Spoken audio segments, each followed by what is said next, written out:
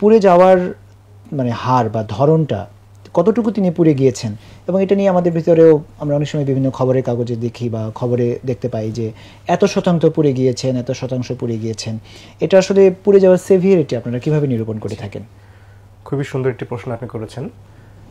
পুড়ে যাওয়া, সেটা আমরা আসলে একটা রোগীর সিভিয়ারিটি, তিনি হসপিটালে একজন চিকিৎসকের কাছে আসছেন, তিনি কতটুকু পুড়ে গিয়েছেন, আমরা এটা কিন্তু শতাংশের মাধ্যমে প্রকাশ করি। সেক্ষেত্রে একটি নির্দিষ্ট চার্ট রয়েছে, এটা একজন স্পেশালিস্ট বার্নোপ্লাস্টিক সার্জনের মাধ্যমে এই চার্টটা পূরণ করা হয়ে থাকে, যেটাকে বলি আমরা লান্ড অ্যান্ড ব্রাউডার চার্ট।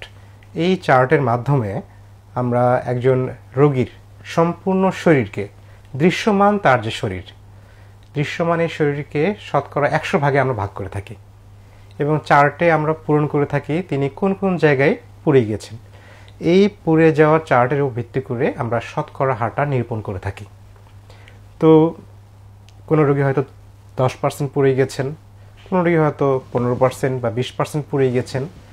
এই সিভিয়ারিটি বা তার পুড়ে যাওয়াটা কতটা মারাত্মক, এটি সর্বপ্রথম রিফ্লেক্ট করে বা বোঝায় কিন্তু তার শরীরের শতকরা কত অংশ পুড়ে গিয়েছে।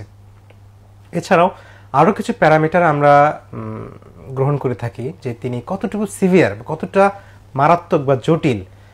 এটা থাকবে হচ্ছে রোগীর বয়সটা কত, তিনি কি ইয়াং, যুবক নাকি বয়োবৃদ্ধ। এছাড়া আরও যেটা গুরুত্বপূর্ণ, যেটা অনেক রোগী আমাদের কাছে জানতে চান, সেটা হচ্ছে তার শ্বাসনালী পুড়ে গিয়েছে কিনা। খুবই গুরুত্বপূর্ণ একটি জিনিস। এছাড়া তিনি দীর্ঘমেয়াদী কোনো রোগে ভুগছেন কিনা। এই বিষয়গুলোর উপর মূলত আমরা মারাত্মক বা জটিলতা নির্ধারণ করে থাকি।